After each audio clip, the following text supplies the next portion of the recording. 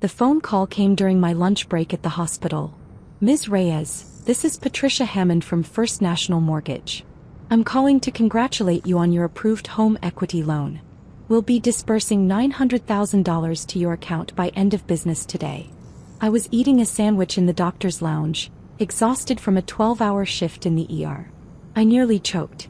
I didn't apply for a loan. According to our records, you're one of 4 co-owners of the Victorian property at 1847 Ashwood Boulevard. The loan was approved unanimously by all owners yesterday. I'm the only owner of that property. It's mine. Just mine. Silence. Then, ma'am, our title company verified ownership with county records. The property is held by Sophia Reyes, Marcus Reyes, Linda Reyes, and Thomas Reyes as joint tenants. The loan required all 4 signatures, which we received. My uncle Marcus, my aunt Linda, my cousin Thomas. They'd somehow convinced a mortgage company they owned my house, the Victorian home my grandfather left me when he died 3 years ago. Miss Hammond, I never signed anything. Check my signature against whatever documents you have. I guarantee they won't match. If you're alleging fraud, I'm alleging my family forged my signature and lied about ownership to steal $900,000. Yes, that's fraud. Don't disperse that money. I left the hospital immediately and drove to the county recorder's office.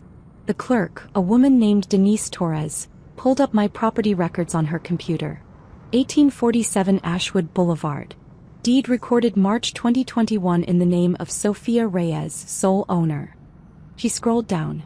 Wait, there's an amended deed filed 2 weeks ago showing 4 owners: Sophia, Marcus, Linda, and Thomas Reyes. That's impossible. I never amended anything. Denise frowned at her screen. The amendment has a file stamp from our office dated October 28th. But she clicked through several screens. That's strange. Our internal log doesn't show any document filed on that date for this property.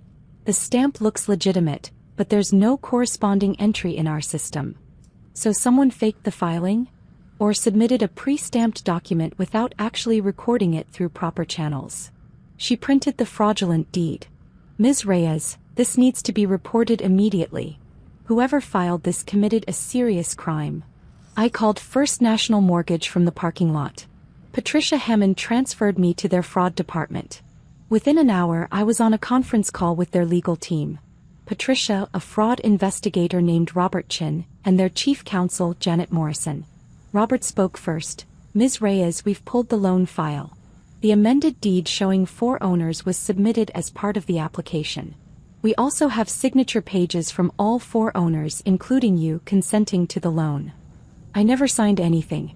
Compare my signature to my medical license or hospital ID. We're doing that now. Keys clicked in the background. The signature on file is definitely not yours. It's not even close. Different slant, different pressure, wrong letter formation. Janet Morrison's voice was sharp. If the ownership documents are fraudulent and the signatures are forged, this entire loan is void. Robert, how much has been disbursed? Nothing yet. Ms. Reyes called before the wire transfer completed. Freeze everything. Cancel the disbursement. And get me the names of everyone involved in this application. The family group chat exploded within 30 minutes. Uncle Marcus, Sophia, what did you do? The bank canceled our loan. We had plans for that money. Aunt Linda, how could you sabotage us like this? We're family. Cousin Thomas, we were going to renovate the Victorian and turn it into luxury apartments. This was a family investment opportunity. You ruined it. I called Uncle Marcus directly. You tried to mortgage my house without my permission. Our house. Grandpa left it to all of us. No, he left it to me. The deed is in my name only. I have the original trust documents. That's not what Mom said. She showed us paperwork proving Grandpa changed his mind before he died. He wanted the property to be a family investment, not just yours. Mom was my grandmother. Marcus and Linda's mother, my grandfather's widow. She'd been furious when Grandpa's will left the Victorian to me instead of distributing it among all the grandchildren. Grandma fabricated documents? I asked. She didn't fabricate anything. She found updated trust papers in Grandpa's office. Papers that divided the Victorian 4 ways. You're just being selfish because you want it all for yourself. Marcus, Grandpa's trust was irrevocable. He couldn't change it after 2019 because he had dementia. Any documents dated after that are fake. That's a lie. Grandpa was fine until the end. He was diagnosed with Alzheimer's in 2018. By 2019 he couldn't remember my name. Any trust amendments after that date are invalid. Silence. Marcus, did Grandma pay someone to create fake documents? We didn't think we'd need your permission. The bank verified everything. The county records showed joint ownership. How were we supposed to know you'd throw a tantrum and ruin it? I didn't ruin anything. You committed mortgage fraud. He hung up. First National Mortgage's investigation moved fast. Robert Chen called me the next morning with updates. Ms. Reyes, we've identified multiple forged documents. The amended property deed for signature pages, a fake trust amendment, fraudulent county filing stamps, and a forged notarization. The notary listed, a man named Carlos Mendoza, says he never notarized any documents for your family. His stamp was reported stolen 6 months ago. How did this get through your approval process? That's what we're investigating. The loan officer who handled this, Gregory Walsh, either missed obvious red flags or was willfully negligent. He's been suspended pending review. Robert paused. But here's the bigger issue. Your family submitted these documents to multiple lenders. We've found evidence they applied for loans at 3 other banks using the same fraudulent deed. My stomach dropped. They were shopping around? Yes. They got rejected twice before we approved them. The other banks caught the forgeries. We didn't. That's on us. What happens now? We're filing a criminal complaint. The FBI handles mortgage fraud cases over $100,000. Your family is looking at federal charges. Grandma showed up at my apartment that night, accompanied by Aunt Linda. I watched them through the peephole for 30 seconds before opening the door.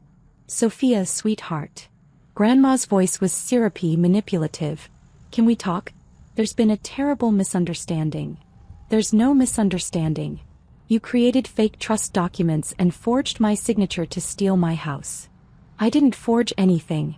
Those documents are real. Your grandfather wanted to change the trust before he died, but he ran out of time. I'm just executing his wishes. He had Alzheimer's. He couldn't legally change anything after 2019. Aunt Linda stepped forward. Sophia, your grandfather loved all his grandchildren equally. Leaving the Victorian to just you was unfair. We're correcting an injustice. By committing felonies? By making things right. Grandma's voice rose. That house is worth $2 million. You're a doctor. You don't need it. Marcus could have used that loan to start a business. Linda could have paid off her debts. Thomas could have invested. Instead, you're hoarding it. It's mine. Grandpa left it to me specifically in a legally binding trust. He was senile. He didn't know what he was doing. Then the trust stands as written before his diagnosis, which leaves everything to me. Grandma's expression went cold. If you pursue charges against your family, you'll destroy us. Marcus will lose his job if he has a criminal record. Linda will lose custody of her kids. Thomas will never get into graduate school. Is that what you want? I want my family to stop committing crimes. If they face consequences, that's their choice. You're a selfish, ungrateful. I closed the door. The FBI opened their investigation within a week. They discovered Grandma had paid $12,000 to a document forger in Arizona who specialized in estate corrections, fake trusts, forged deeds, fraudulent notarizations. The forger had created similar documents for 37 clients across 8 states. Grandma was arrested first, then Uncle Marcus, Aunt Linda, and Cousin Thomas. All 4 were charged with conspiracy to commit mortgage fraud, forgery, and wire fraud. Their attorney tried to negotiate. If Sophia drops the complaint and agrees to split the property, we can make this go away. My attorney, a fierce woman named Rachel Kim, responded, your clients committed multiple federal felonies. There's no making this go away. See you in court. The trial took 11 months to schedule. By then, 2 of the other banks Marcus had approached had filed their own fraud complaints. The evidence was overwhelming. 15 forged documents, 3 failed loan applications, recorded phone calls where they discussed not telling Sophia about the loan. They all took plea deals. Grandma got 18 months in federal prison. Marcus got 2 years. Linda got 15 months. Thomas, who was only 23 and claimed he just signed where they told him to, got probation and community service. The family reaction was predictable. Cousins I hadn't heard from in years called me heartless. Aunts and uncles posted on Facebook about how money destroys families, without mentioning the fraud. My mother, who'd stayed neutral throughout, got pressured to talk sense into me. She called once, "Sophia, their family. Can't you find it in your heart to forgive them? They tried to steal my house, Mom. Using forged documents. That's not a mistake, it's a crime. But they're going to prison. Because they committed felonies. I didn't put them there. Their choices did." She hung up and didn't call again for 6 months. I'm still in my Victorian house on Ashwood Boulevard. Still working as an ER doctor at Metro General. Still dealing with the aftermath. The county recorder's office flagged my property with enhanced fraud monitoring. Any attempted filing triggers immediate verification. I installed a security system and changed all the locks after Grandma tried to visit, while I was at work. A neighbor's doorbell camera caught her trying to break in. First National Mortgage settled with me for $45,000 to cover legal fees and the nightmare of dealing with their negligence. They also fired Gregory Walsh, the loan officer who'd approved a fraudulent loan without proper verification. Grandma was released last month after serving 14 months. She moved to Florida to live with her sister. She sent me a card, no return address. "Sophia, I hope you enjoy your house. Cost you your entire family. Was it worth it?" I didn't respond. Grandpa had been explicit. He wanted me to have the Victorian because he knew the rest of the family would either sell it immediately or leverage it for get-rich-quick schemes. He'd watched them make poor financial decisions for decades. The trust worked exactly as he'd designed. Last week, I donated $25,000 to a legal aid organization that helps elderly people protect their estates from family fraud.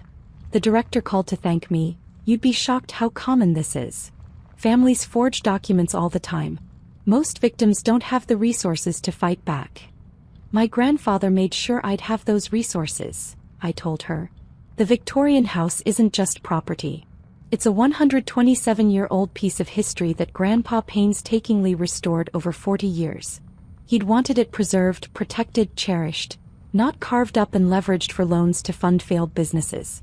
I'm restoring the third-floor ballroom now, using techniques Grandpa taught me before his mind slipped away. Every weekend I sand floors and repair crown molding, the same work he loved. Sometimes I imagine him standing in the doorway, smiling, saying what he used to say, "This house has good bones, Sophia. It'll outlast all of us if you take care of it." I'm taking care of it.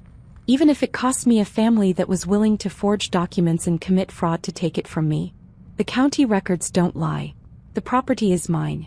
And no amount of forged deeds will ever change that.